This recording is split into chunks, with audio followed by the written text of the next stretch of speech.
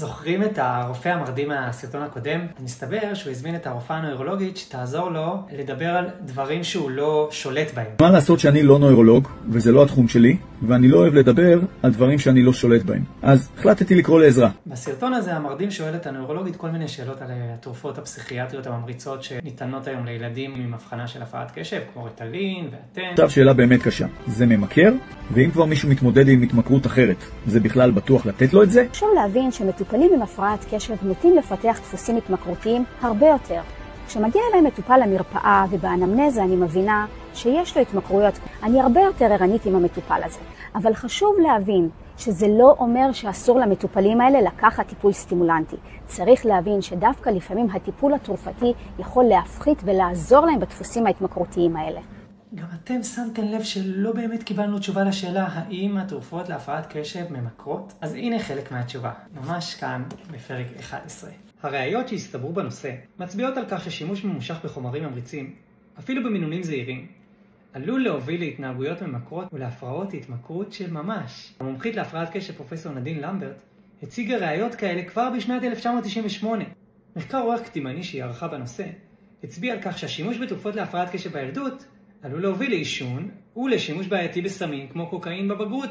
הידע על הסיכון להתמכרות קיים כן כבר עשרות שנים, אך בשנת 2023 נפל דבר. ב-11 במאי 2023 עדכן ארגון ה-FDA את האזהרות שצריכות להופיע בכל התרופות הממריצות להפרעת קשב.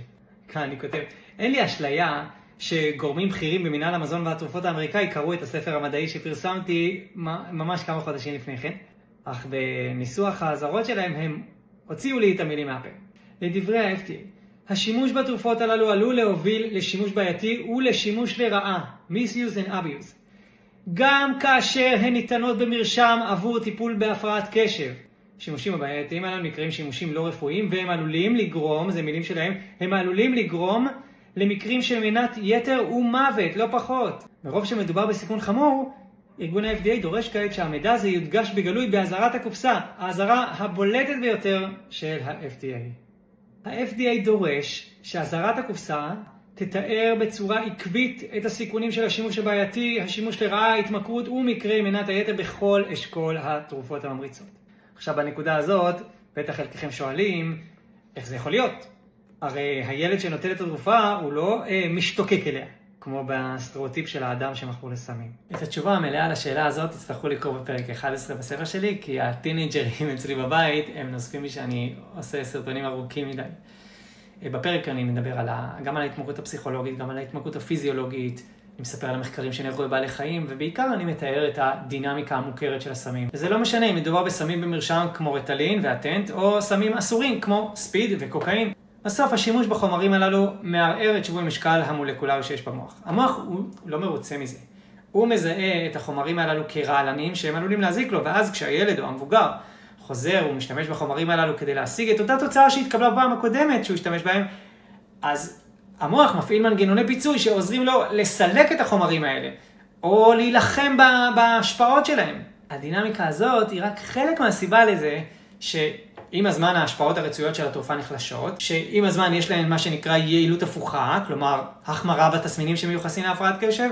3, כשמנסים להפסיק את התרופה, אז רואים התגברות של התסמינים, ואפילו תסמיני גמילה כמו בשאר הסמים. זה גם מה שמסביר כנראה את אפקט הריבאונד שכולנו מכירים. הנה תראו. הרבה אנשים אמרו לי שכשההשפעה של התרופה נגמרת, הם פתאום ממש מתרסקים. נהיים עצבניים, עייפים, בוכים.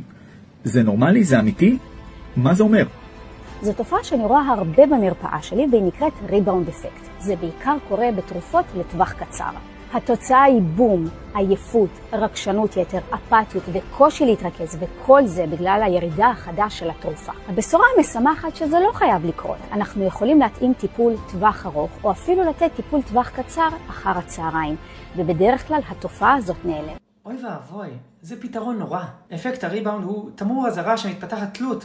לרשום לילד הצעיר סם, שההשפעה שלו נמשכת יותר זמן, 8 שעות, 12 שעות, או לרשום לו מינון של 4 שעות לאחר הצהריים, כל זה כדי לדלג מעל תגובת הפיצוי הטבעית וההגיונית של המוח שלו, שמתמרד נגד הסם, זה נורא.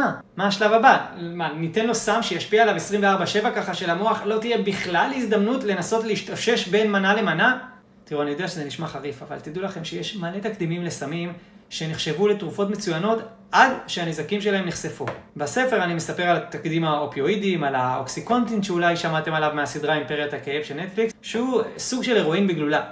אני מספר גם על הסיפור הטרגי של מתיו פרי, כלומר צ'נדלר. והסיבה שאני מספר עליהם היא בגלל שהאופיואידים הם סמים בתחפושת של תרופה בדיוק כמו החומרים שרופאים רושמים לילדים עם הבחנה של הפרעת קשב. כשם שאוקסיקונטין הוא הרואין בגלולה, כך החומרים הממריצים דומים לקוקאין בהרכבם הכימי ובהשפעתם על התודעה.